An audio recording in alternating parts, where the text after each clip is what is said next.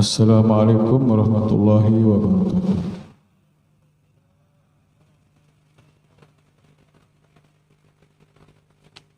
Bismillahirrahmanirrahim. Alhamdulillahilladzi nawwara qulubal mu'min bi zikrillah liyazdadu imanan. Wassalatu wassalam ala nabil huda wal hikmah wa khataman nabiyyin wa imamul mursyidin sayyidina maulana Muhammadin wa ala alihi washabihi ajma'in. Amma ba'du. Kepada bapak-bapak pembina, bapak-bapak penasehat, bapak-bapak pengurus yayasan, bapak pengurus perguruan, singkatnya kepada bapak-bapak, ibu-ibu, para hadirin dan hadirat jamaah perguruan Thorhaq Maksabadi rahimakumullah. Puji dan syukur terlebih dahulu marilah kita sama-sama panjatkan atas limpah rahmat, taufik serta hidayahnya kepada kita semua. Alhamdulillah, kesempatan yang berbahagia yang mulia ini kita dapat menghadiri majelis zikir perguruan Thorhaq Maksabadi. Sekaligus kita merayakan upacara peringatan Isra wal Mi'raj Nabi besar kita Muhammad sallallahu alaihi wasallam. Moga-moga hajat kita, harapan kita, langkah kita menjadi amal ibadah serta mendapatkan rahmat dari ridhonya. Amin, amin ya rabbal alamin. Kemudian kita sampaikan salawat dan salam kepada junjungan alam, junjungan Nabi besar Muhammad sallallahu alaihi wasallam. Allahumma shalli ala sayyidina Muhammad wa ala ali sayyidina. Atas bimbingannya, petunjuknya, serta syafaat yang kita harapkan. Moga-moga kita dapat mengikutinya, menteladaninya secara zahir dan batin. Amin ya rabbal alamin. Alhamdulillah wa syukurillah wa ni'mat Allah. La hawla wa la quwwata illa billah. Bahwasanya acara Isra Mi'raj ini adalah sesuatu hal yang tidak asing dari kita. Seperti yang tersampaikan tadi bahwa acara dan upacara ini selalu dilaksanakan tidak saja di Asia, bahkan di semua negara mancanegara melaksanakan upacara seperti ini. Namun ya tata cara mereka berbeda-beda. Ada acaranya disuguhkan ya Rabbana misalnya, Atrah misalnya, atau ada juga disuguhkan dalam bentuk pidato atau ceramah, bahkan dalam bentuk-bentuk yang lain. Tapi kita di sini adalah semuanya yang amat sempurna sekali terasa, di mana kita mengawalinya dengan sholat, kemudian kita zikir, bahkan sekarang ini penjelasan terhadap apa yang setelah kita lakukan. Pada dasarnya bahwa itu kita lakukan dalam sholat kita. Karena sebagaimana Rasulullah katakan, as-salatu mi'rajul mu'min, sholat itu adalah mi'rajnya orang beriman. Dan kita sudah temukan dan sudah kita terima ilmunya. Tidak sekedar cerita ya, saudara-saudara kita yang lain paling ini kita hanya bangga atau takjub dengan perjalanan Nabi ya, karena memang tidak pernah dilakukan dari Nabi sebelumnya. Tapi persoalannya adalah kita hanya menerima penjelasan bagaimana mengaplikasinya. Karena itulah pentingnya kita ya belajar atau ya mengilmukan tentang apa yang Nabi ceritakan, kan begitu. Nabi kan bercerita tentu beliau lakukan mengaplikasikan ceritanya. Sedangkan kita hanya sampai kepada kita aja ceritanya saja. Terus bagaimana ya ceritanya itu terus kita dapat mengaplikasikan. Ini penting sekali. Maka dalam perjalanan beliau yang ditorehkan, disampaikan oleh Allah dalam Al-Quran, dalam surah Al-Isra. Itu sudah sering kali terbaca dan selama kita menghafalnya. Sebagaimana Allah nyatakan di situ, Subhanalladzi asra bi 'abdihi lailan minal masjidil haram ila masjidil aqsa alladzi barakna haulahu linurihu min ayatina innahu was-sami'ul basir. Jadi ini memberikan satu pernyataan sesungguhnya ya terhadap semua sebagai satu perintah ya, bukan sebuah keinginannya Allah di situ kan terhadap Muhammad ya, wabil khusus Muhammad dan kepada hamba-hamba yang lainnya sesungguhnya. Karena segala sesuatu itu terus harus ada yang memulainya, ada yang mencontohinya, ada yang harus kita ikuti. Kalau enggak seperti apa kita, tidak mungkin kan begitu. Semuanya terutama di dalam pelaksanaan sholatnya. Karena Mi'raj itu dalam rangka itu mengambil satu ibadah yang khusus di situ adalah ibadah sholat. Tetapi itu adalah terhadap sholat-sholat secara zahiriyah sesungguhnya. Tetapi dalam pelaksanaan rohaniahnya sudah beliau lakukan jauh sebelumnya. Beliau diangkat jadi nabi dan rasul, itu sudah dilakukan. Ya contoh saja di dalam pertemuan antara nabi-nabi dari langit pertama berjumpa dengan Nabi Adam, langit kedua berjumpa dengan Nabi Isa, dengan Zakaria, langit ketiga dia berjumpa dengan Nabi Yusuf, langit keempat berjumpa dengan Nabi Idris, kemudian kelima berjumpa dengan Nabi Harun, keenam berjumpa dengan Nabi Musa, kemudian yang ketujuh berjumpa dengan Nabi Ibrahim. Ya. Kemudian nabi-nabi ini diajak oleh beliau sholat berjemaah. Nah itu sholat berjemaahnya di mana? Di Baitul Ma'mur. Baitul Ma'mur. Apa artinya Baitul Ma'mur? Lah itulah kiblat. Nah kita kalau sholat zahirkan kiblatnya mana? Baitul Haram, Baitul Haram ini ya ada di Mekah, itu Ka'bah. Itu syariatnya. Nah kalau yang hakikatnya di mana? Itu di Baitul Ma'mur. Nah, itu kan. Jadi itulah pentingnya kita sebenarnya belajar ilmu kerohanian ini sehingga bisa melakukan ibadah itu secara zahir dan batin gitu. Nah, itu zahir ini kiblatnya Baitul Haram kan, batin ini adalah Baitul Ma'mur sesungguhnya. Jadi pelaksanaan ibadah rohani ini sebenarnya ya tidak terhalang oleh waktu dan tempat. Dalam situasi apapun, bahkan dalam beliau sudah tidak ada secara zahir saja tetap menjalankan ibadah.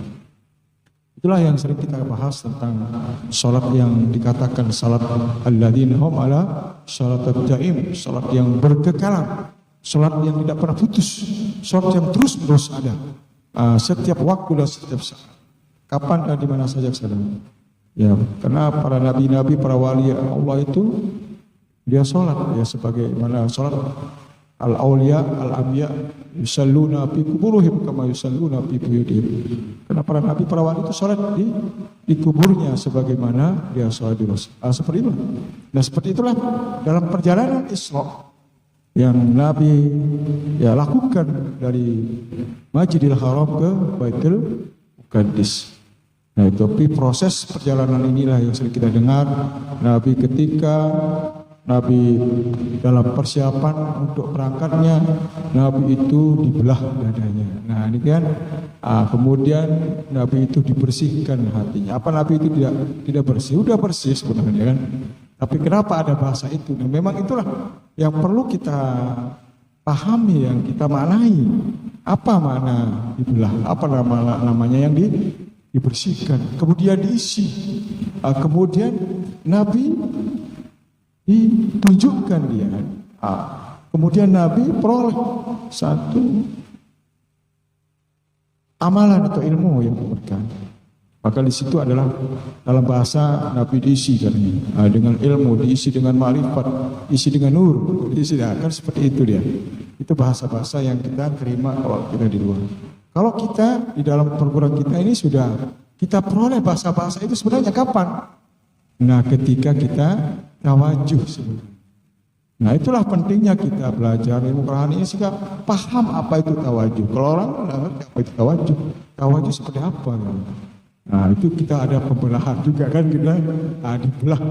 Makanya kan pernah kita menyampaikan ke jamaah, ya waktu jamaah dia mau tawajuh, kita membahasakan, kita pakai bahasa sindiran itu siap enggak sampai itu dibelah? Oh, bingung dia, siap enggak? Nah, seperti itu kita bahasakan. Nah, pas waktu itu, ini kan kebetulan jamaah ini kan jamaah baru, nah, itu dibawa oleh Ustaz Aipul waktu itu rombongan dari KSB. Pasti kepikiran itu bahasa itu. Ya kepikiran loh, seperti apa, gimana kita dibelah kan gitu. Lebih-lebih waktu masuk di ruang sul itu dia lihat ada pedang di situ, pedangnya Adi. Oh, dengan ini kita dibelah kan ya. Wah, nah, akhirnya apa yang mereka pikirkan? Ya malah dia pikirkan bukan untuk tawajuh besok, pikirkan bagaimana dia mau pulang, mau balik. Aduh, khawatir dia, takut dia. Mendengar pembahasan waktu kita jelaskan tentang besok kita akan ada pembelahan kan begitu, harus siap-siap gitu kan begitu. Nah, sedikit cerita, karena dia mau keluar tapi tidak bisa karena pintu gerbang tertutup gitu. Akhirnya ya berani mempertahankan diri kan begitu. Sebagiannya itu barulah kita jelaskan kembali terhadap apa yang kita maksudkan dalam bahasa yang dibelah itu. Nah, sebagai prosesnya Nabi ketika Nabi Isra dan Mi'raj. Nah, itu yang sebenarnya. Tapi kalau kita enggak memahami kerohanian, mungkin kita mungkin seperti itu pikirannya, ya. Seperti Nabi dioperasi, dibelah kan sebenarnya. Karena itu Nabi kan gitu kan, biasa-biasa saja kan. Tapi logika berpikir kita nggak nyampe di situ. Tapi kalau dengan bahasa kerohanian itu siapapun bisa, semakin cerdas logikanya semakin diterima. Kalau kita bawa pemahamannya keluar, semakin cerdas semakin dia menerima. Karena logika ini memang harus disesuaikan dengan apa yang harus dilakukan oleh rohani itu sendiri. Tapi ketika logika ini bersesuaian, pasti dia terima. Itulah sebabnya memang ada sebagian mengatakan bahwa perjalanan Nabi ini tidak bisa dilogikakan. Ya memang kalau kita bawa secara syariat tidak bisa dilogikakan. Tapi kalau kita pahami secara rohani, kenapa tidak? Nah, itulah pentingnya membahasakan dengan bahasa rohani. Sehingga dalam perjalanan Nabi, kita cerita bahwa sehingga menimbulkan satu perbedaan pendapat tentang perjalanan Nabi. Ada yang mengatakan Nabi dalam perjalanan Isra Mi'raj itu dengan ruh, dan ada yang mengatakan ada ruh dengan jasad. Yang benar itu yang mana? Kalau kita pahami dua-dua ini benar, itu sesuai dengan maqam, itu sudah. Kalau secara zahir dan batin itu ya luar biasa. Nah, itulah pentingnya kita mempelajari kesempurnaan di dalam mempelajari ilmu petunjuk ini. Kita bisa secara zahir dan batin. Pakro itu bahasanya ya. Nah, itulah sebenarnya dalam ibadah itu total gitu. Kemudian kenapa ada istilahnya hanya batin saja? Itu masih tatanan kita masih baru bermula gitu. Ya, maka disitulah menghadap tawajjahul qalbu ilallah itu dengan bahasa itu untuk orang-orang pemula. Malah sebab itu sehingga dua pendapat ini kita ambil kan gitu. Tidak kita jadikan sebuah bantahan atau bahkan kita menafikan daripada pendapat. Karena pendapat itu dimunculkan atas dasar apa yang dia lihat, apa yang dialami, apa yang dirasakan. Bukan hanya sekedar apa yang mereka dapatkan ceritakan, kan gitu. Tapi untuk menangkap pemahaman itu berat, itu nggak gampang. Oleh sebab itu dalam perjalanan Nabi, ketika bercerita tentang perjalanan Nabi, apa yang terjadi? Banyak orang-orang pada waktu itu tidak yakin, tidak percaya. Bahkan Nabi diolok, wah itu Nabi mau gila gitu. Kok bisanya Nabi itu pergi Isra Mi'raj gitu dari Baitul Haram ke Baitul Muqaddis. Itu jaraknya 1.500 kilo itu. Kalau pakai pesawat itu sekitar 3 jam atau 4 jam baru nyampe. Ya, tapi kalau kita jalan kaki, waduh berapa bulan gitu. Nah, itu kan mustahil. Kok ini kok cepat sekali? Hitungan detik gitu. Itu hal-hal yang mustahil, tidak masuk akal. Tapi Nabi Nabi sampaikan loh. Nah, sampailah cerita ini kepada sahabat Abu Bakar As-Siddiq. Apa beliau kata? Kalau Nabi yang menceritakan tentang perjalanan itu saya percaya. Itulah yang sebenarnya yang dikatakan oleh yang disampaikan oleh Muhammad tadi. Kita keyakinan kita di mana? Kalau dalam hal ini misalnya terhadap ya memang tidak gampang gitu. Karena kita nggak mengalami, tidak merasakan, tidak memperoleh satu suasana seperti apa yang diceritakan itu, sehingga keyakinan kita itu cepat berubah, bahkan tergiring dan sebagainya. Nah, kenapa demikian? Nah, inilah kita jauh daripada halqa, jauh daripada apa yang menjadi program-program pada perguruan kita. Di sini kan ada program jahar, ada program itikaf, ada program suluk, ada program halwar, silakan. Nah, itu sebenarnya tinggal ambil sebenarnya. Nah, dari itulah sehingga kita nanti tidak akan memperoleh sebuah sinyal-sinyal itu sebagaimana sinyal yang Nabi peroleh dalam perjalanan Isra dan Mi'raj. Itu pilihan itu sendiri. Oleh sebab itu kenapa Nabi yang sebagai ditunjuk yang sebenarnya yang Nabi lah yang Allah yang beliau yang harus melakukannya. Kalau tidak, sesuatu yang kita lakukan ini kan jangan sampai dianggap satu perkara-perkara yang enteng, yang biasa. Ya, contohlah misalnya ini kan sholat ini kan luar biasa. Proses perjalanannya diambil itu kan begitu unik sesungguhnya, begitu luar biasa. Makanya kalau cara biasa-biasa kita dapatkan mungkin orang akan berani. Yang unik saja sudah kita berani, kita tidak melakukan misalnya. Kan begitu kan? Berani kita tidak menjalankan perintah itu. Apalagi ya secara biasa. Bayangkan enggak? Nah, itulah sebabnya kenapa sholat itu yang pertama kali nanti menjadi satu pertanyaan yang menjadi barometer semua daripada ibadah-ibadah yang lain. Itu bayangkan enggak?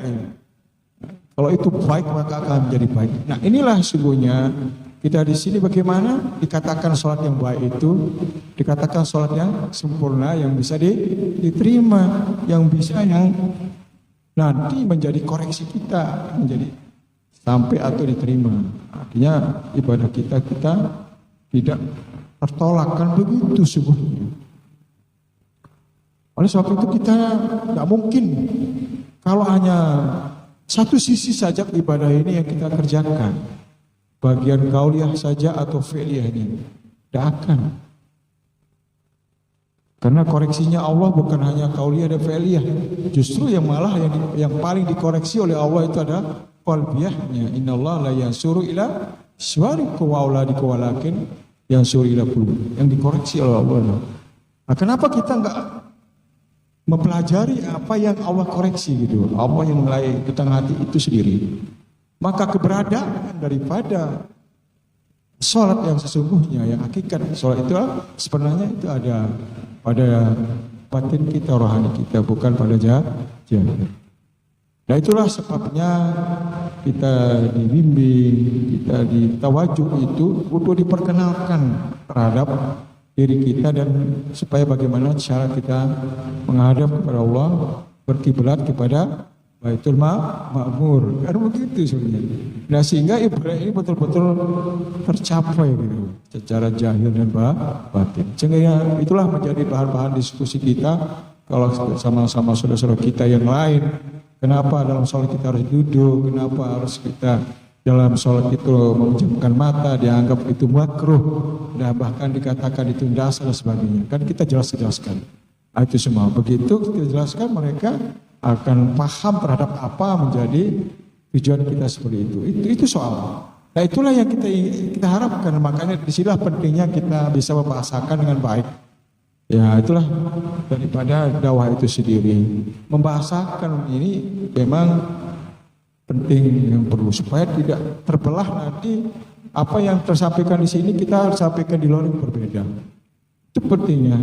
Karena kalau tidak nanti dianggap di wadah perguruan ini malah ada sebuah penyimpangan misalnya, kesalahan, bahkan ya belakangan ini kan orang-orang mengintip kita dari sisi-sisi yang tidak bagus kan begitu.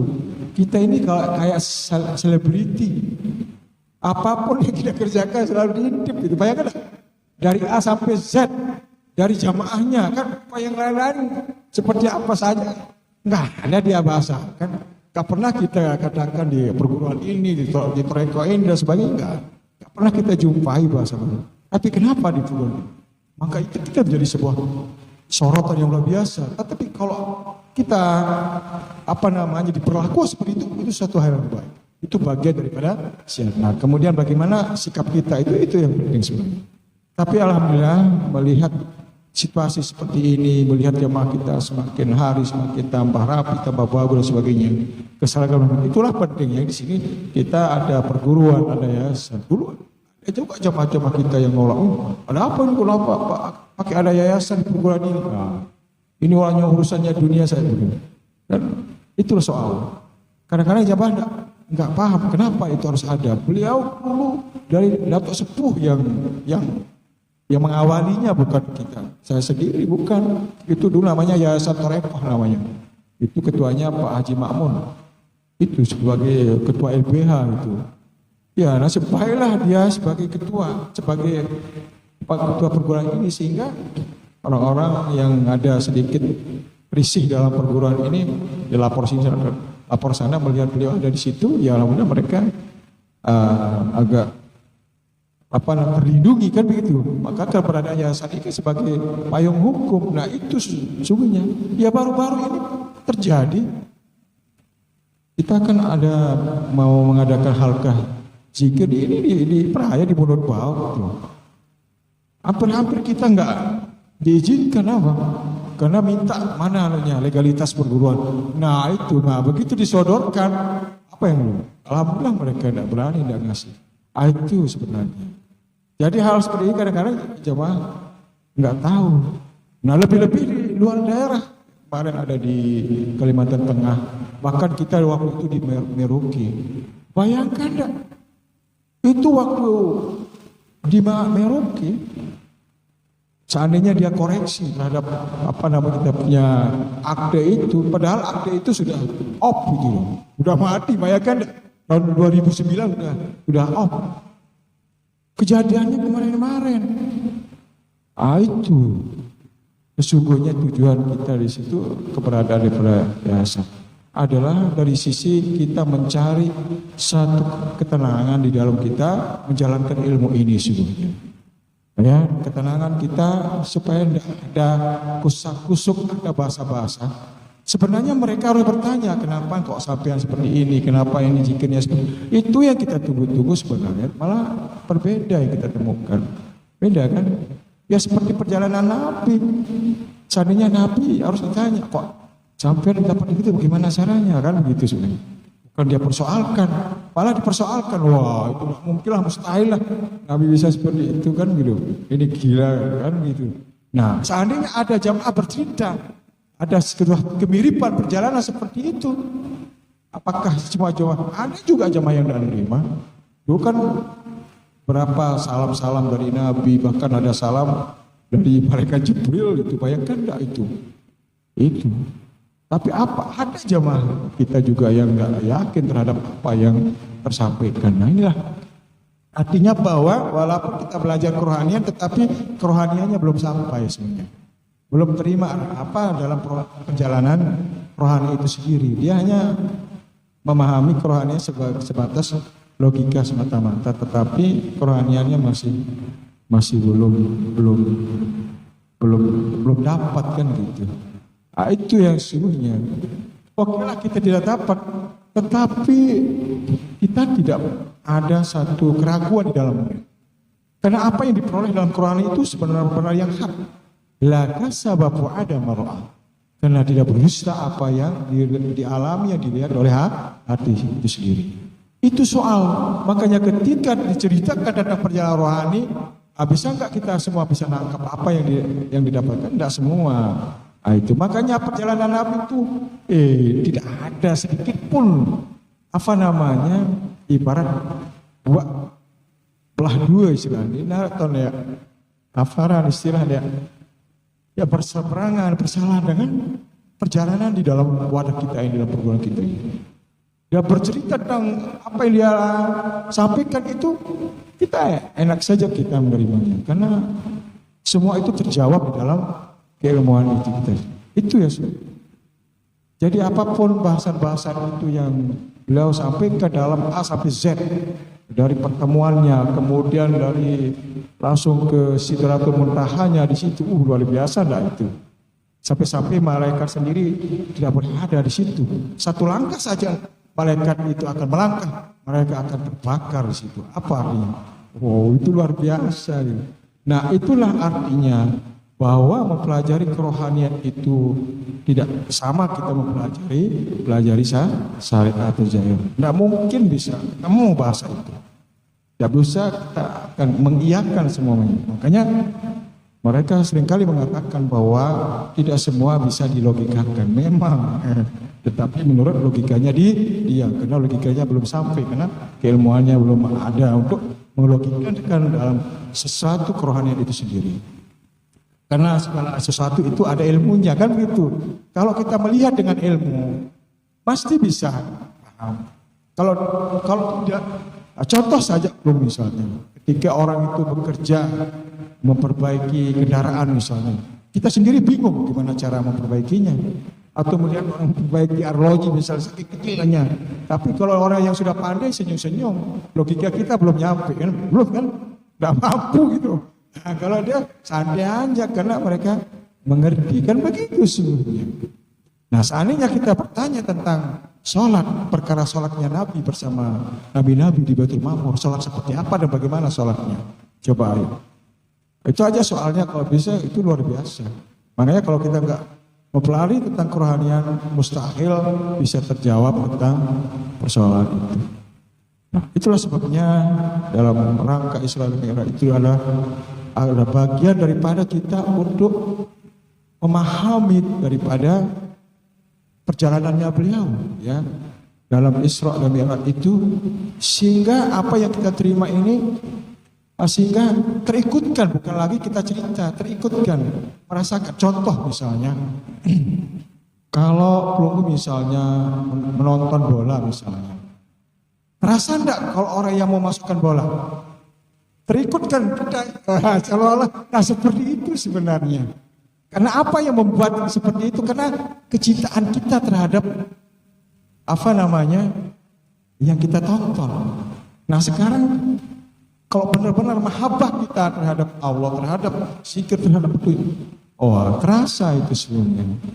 Nah itulah makanya kenapa kita nggak bahas tentang pahala, dapat sekian, karena itu bisa melebihi daripada mahabbah, melewati daripada nilai-nilai itu sendiri. Itu sesungguhnya makanya orang-orang terdahulu itu hanya semata-mata kecintaan, bukan berdasarkan nilai daripada ibadah itu sendiri, sehingga membuat yang lain tidak ada. Ya, karena kecintaan itu melebihi daripada nilai. Kalau nilai masih ada pikiran di dalamnya, masih ada yang lain menjadi pertimbangan. Kalau kecintaan, nggak usah dia. Bahkan itu luar biasa. Nah, itu sebabnya makanya man habbalika Allah habbalika. Kalau kamu benar-benar cinta untuk berjumpa denganku, maka aku pun cinta untuk berjumpa denganmu. Man karaha lika Allah kariha. Kalau kamu benci, aku tidak mau, maka kalau kita sudah meyakinkan tidak mungkin kita berjumpa, Allah pun juga mengatakan tidak mungkin untuk itu. Kalau kita mengatakan tidak mungkin untuk bisa ketemu, Allah pun tidak. Itu semuanya. Nah prosesnya bagaimana? Nah, itulah yang saya maksudkan. Nah inilah yang sebenarnya kita diberikan pemahaman penjelasan ya, untuk bisa sampai ke situ. Liqa Rabbi itu wajib. Orang siapa yang berharap berjumpa denganku dan hari akhirat, maka hendaklah kita berzikir kepada Allah dengan zikir yang nah zikirnya adalah lewat zikir dengan zikir dan zikir. Nah itulah ditunjukkan ilmunya tentang zikir, bukan hanya melafazkan kalimat zikir lah, itu lafaz zikir, bacaan zikir namanya. Nah itu makanya kalau dalil-dalil ini adalah ketika menemukan pemahamannya hanya sebatas menjelaskan daripada Isra Mi'raj sendiri. Terus kapan kita Isra dan Mi'rajnya? Bagaimana kita mengikuti beliau? Padahal dia sudah memberikan satu sinyalemen, suatu pernyataan bahwa sholat itu adalah Mi'rajnya orang-orang beriman. Nah itu makanya dalam sholat itu jangan terburu-buru, jangan karena ada sab karena waktu, jangan, nggak boleh. Itu Allah sudah melihat itu perkara itu. Persiapkan rohani kita, batin kita.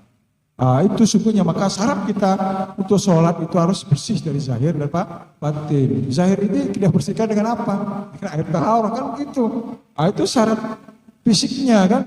Kalau batin dengan apa? Itu dengan menghadirkan nih. Di situ makanya kita harus buka dulu di mana peletakannya. Itu sesungguhnya dari situlah kita mulai, jangan terburu-buru. Nah ketika sudah seperti itu, sungguhnya yang lain-lain akan terikutkan. Ibadah-ibadah yang lain akan terikutkan. Semua sana-sana itu akan terikutkan. Bahkan perkara-perkara urusan dunia pun juga akan dimudahkan oleh Allah. Itu soalnya. Bahkan hal-hal yang orang-orang takutkan, ya kan tidak mesti. Karena kita tahu bahwa Allah yang maha mulia, maha agung, maha tinggi, maha segala-galanya kan gitu. Karena makhluk yang paling tinggi derajat di sisi Allah itu adalah manusia, tapi manusia yang beriman dan yang bertakwa. Nah sekarang dari mana keimanan kita, ketakwaan mengukur terhadap apa yang Allah ciptakan makhluk yang lainnya? Itu makanya banyak orang yang khawatir dengan makhluk-makhluk yang lain, misalnya COVID lah misalnya kan gitu. Sampai-sampai tidak kita keluar rumah lah apa. Kita sini hari-hari, nggak pernah ada jarak. Pernah ada semacam gitu. Ya bukan kita tidak percaya terhadap itu. Ya walaupun ada kan dia mungkin dia sendiri dia malu mungkin ke situ, atau mungkin nggak mau kan begitu sebenarnya. Anggap kan kembali kepada keimanan kita itu sebenarnya. Makanya inilah bagian daripada ujian-ujian yang memang Allah turunkan kepada kita semua. Sejauh mana keimanan kita kepada Allah. Itu baru kecil itu. Ini virus saja tidak mampu kita jauhkan. Apalagi nanti virus yang lain nanti di akhirat. Malah mungkin lebih dahsyat 1000 kali virus yang ada di dunia ini. Bagaimana kita menghindari? Ayo, bagaimana kita mau kalahkan? Bagaimana kita mau tundukkan? Dengan apa? Itu soal. Itu maka dikatakan dalam hadis bahwa orang-orang beriman itu sebenarnya makhluk-makhluk yang akan menjadi tunduk sebenarnya. Bahkan malaikat sendiri kagum. Nah itu apa yang membuat demikian? Itu yang saya maksudkan. Nah kalau kita kembalikan kepada ya ilmu yang kita miliki ini luar biasa enggak? Luar biasa. Sampai kita katakan ada di situlah yang laisa itu di situ, bahasa itu yang tidak ada bandingannya. Denara kancen padu. Nah itu kenapa? Karena itu milik Allah, dari Allah. Mau kita bandingkan dengan apa misalnya? Nah, karena segala sesuatu itu hendaklah mulai dengan dia, bukan melalui dengan pikiran, melalui dengan konsep-konsep kita, dengan kemampuan kita. Kan kita akan diajarkan dengan dia, beribadah dengan dia, dan semuanya dengan dia. Dengan segala hal apalah ada dengan dia, mulai dan akhirnya dengan dia. Makanya kenapa segala yang kita kerjakan adalah mulai dengan Bismillah, dengan nama Allah. Kan begitu bahasanya. Apa hubungan niat dengan Bismillah? Ya itu dia juga satu sebenarnya. Cuma bahasanya yang beda. Nah itulah ketika kita beda bingung. Nah itulah yang saya maksudkan.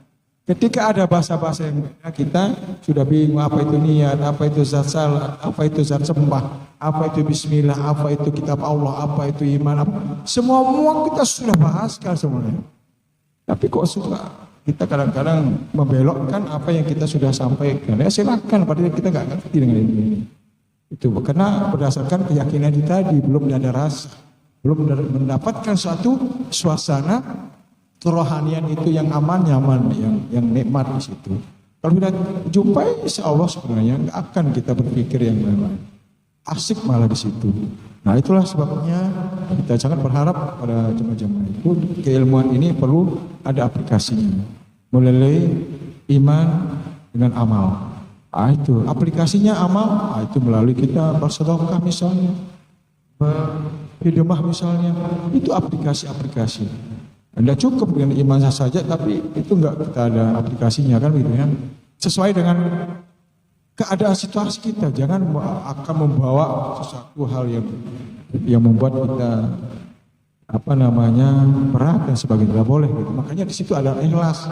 Nah, dimunculkan kata-kata ikhlas supaya enggak ada jadi beban dari apa yang kita sholat itu harus ikhlas juga, ibadah itu harus ikhlas, beramal itu harus ikhlas.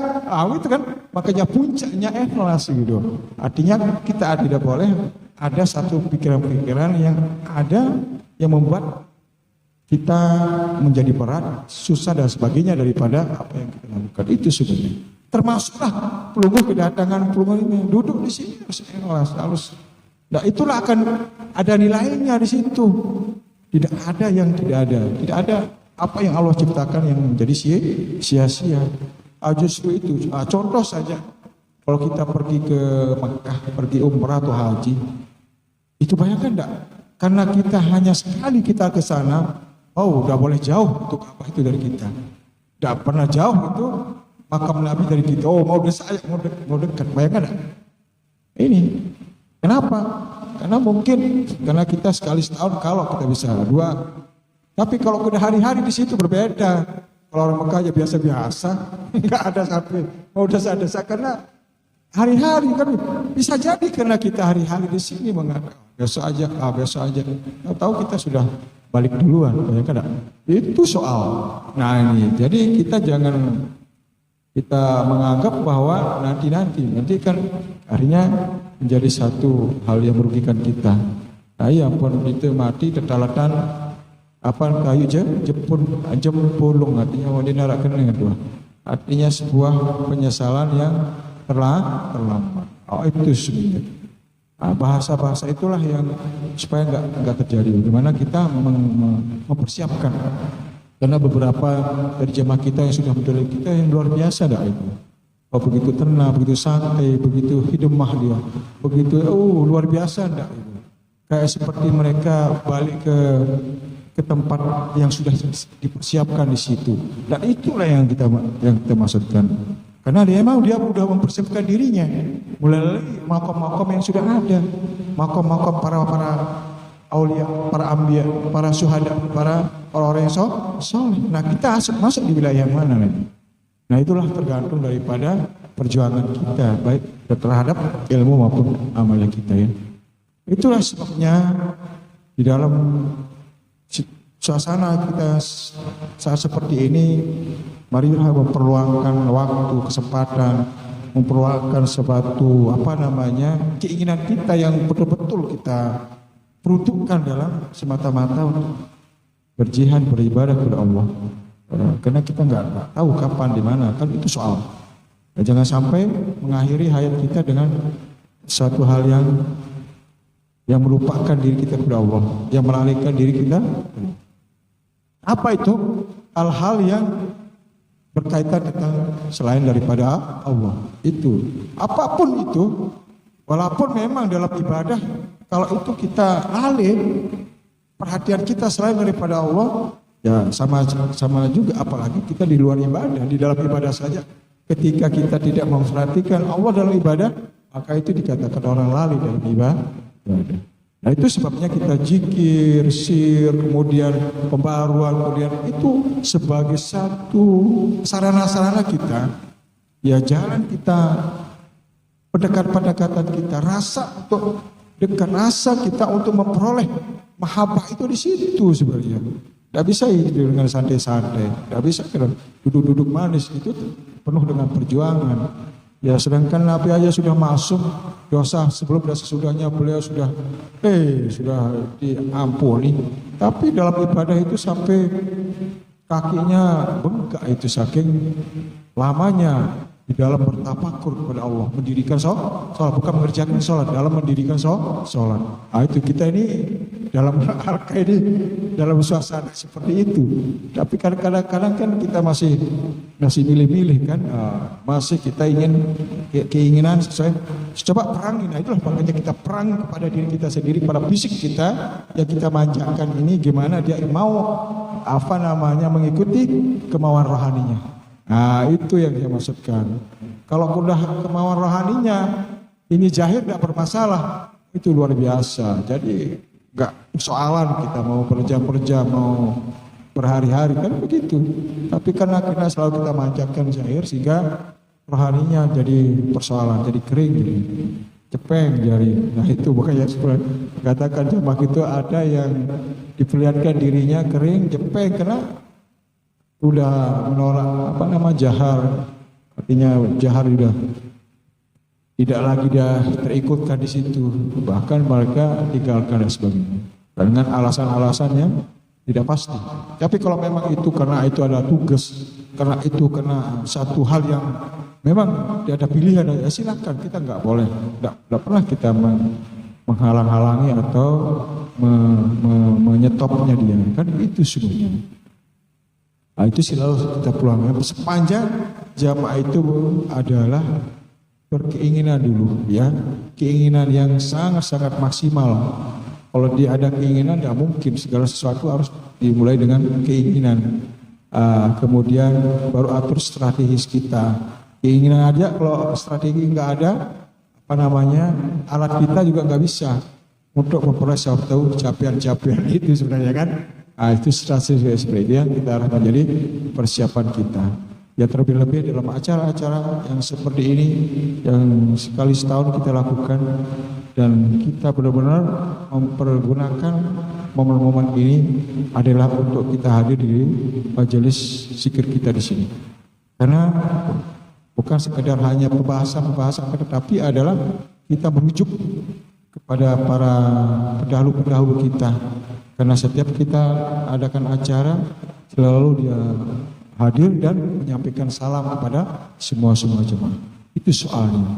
Itu sementara jemaah yang kita sampaikan salam jemaah yang nggak hadir kan bagaimana? Kan itu soal. Itu setiap kali. Ya seperti tadi saya itu luar biasa ya.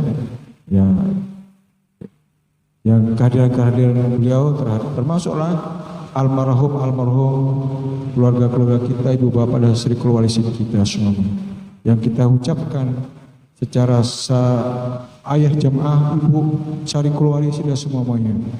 Nah, itu bahkan ya mungkin banyak dari keluarga kita yang kita tidak kenal gitu kan. Nah, itu dari keluarga kita yang dari ayah, dari ibu, dari yang ke atas maupun yang ke bawah semuanya. Yang begitu disebutkan ada nama Sri Keluarisiin dan mereka akses ke Sri Keluarisiin mereka dapatkan melalui Sri Keluarisiin juga. Itulah pentingnya kita. Nah, disitulah sebenarnya kita harus ada meningkatkan keilmuan kita, amaliyah kita sehingga mereka nyaman, aman dan merasa bahagia di situ. Itu soal. Baik secara langsung maupun tidak langsung, artinya kita secara pribadi maupun kita sama-sama berjauh seperti ini. Kalau kita seperti ini kan luar biasa kan? Itu ketika mereka berharap-harap dan kemudian harapan mereka sampai, mereka dapatkan sebagai apa yang mereka harapkan. Gitu. Mereka bisa terangkat, bisa mendapatkan satu pencahayaan, satu tempat yang sangat luas, yang sangat-sangat indah, yang manis, yang nikmat di situ. Itulah yang dikatakan Riyadatul Jannah, kebun surga. Kita peroleh melalui apa? Adalah melalui halqa zikir. Nggak ada jalan melainkan halqa zikir. Maka zikir ada nur bagimu. Fa'alaika bizikrillah innahu nurul laka. Wajib atas kamu berzikir karena zikir adalah nur bagimu. Itu sebabnya kita isi rohani kita, kalbu kita dengan zikir, jangan sampai kosong. Jangan sampai nggak ada di dalamnya zikir. Nah zikir inilah jadi kebutuhan kita di dunia dan lebih-lebih nanti dan semua sebagai satu fasilitas kita dari A sampai Z. Seperti apa yang diceritakan oleh mereka bahwa nanti ada di situ, oh banyaklah bahwa kesenangan-kesenangan yang diperoleh. Dari mana mereka peroleh itu?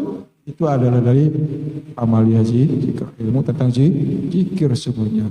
Walaupun kita ibadah sholat misalnya, ibadah puasa, haji dan sebagainya, karena semua ibadah di dalamnya harus ada zikir. Itu yang sebenarnya zikir yang mana yang Allah maksudkan adalah zikir yang ada yang ditujukan, bukan zikir yang dibaca yang dilapas. Zikirlah sebagaimana yang ditunjukkan. Karena sebelum kamu ditunjukkan maka kamu termasuk orang-orang yang sesat. Artinya kita tidak tahu zikir itu seperti apa. Coba ayo kamu pikirkan, coba cari di kitab, cari di nah akan ketemu. Karena di situ ada penjelasannya aja, pembahasannya. Nah gitu, bagaimana praktik daripada zikir sendiri? Nah itu sebenarnya, nah itu yang patut kita syukuri dan kita dapatkan. Dan ini yang harus kita jaga, kita pelihara sama-sama, ya. Ini supaya nanti kita tidak rugi. Dalam selesai kontrak kita ini tidak rugi, tidak kosong. Kita nggak memperoleh apa-apa. Seringkali terjadi jamaah-jamaah kita di finalnya malah belok, artinya berhenti dan sebagainya dengan tidak tahu apa alasannya. Ya mungkin kita nggak boleh juga kan, mungkin rezekinya sampai di situ. Saya nggak terlalu panjang lebar persoalannya mereka, karena ini kembali kepada diri kita masing-masing. Ampusikum wa ahlikum nar, jagalah diri dan keluarga, itu tugas kita ya. Nah, ini mudah-mudahan momen ya Isra Mi'raj ini kita ambil sebagai satu koreksi kita untuk lebih baik dan lebih baik dari sebelumnya. Sebagaimana Nabi ingatkan bahwa satu ketika nanti akan ditanya, akan dikoreksi terhadap apa yang kita perbuat.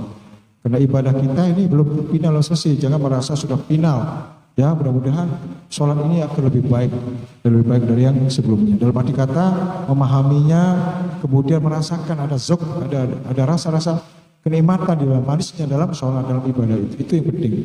Nah makanya kita jangan terburu-buru. Coba perhatikan, makanya beliau mengatakan bahwa kalau ada sesuatu hal yang masih berat, susah, keluar dulu baru masuk, jangan dipaksakan. Keluar dulu baru masuk. Kalau ibarat kita mau ini ada apa istilahnya persiapan, jangan langsung kan gitu.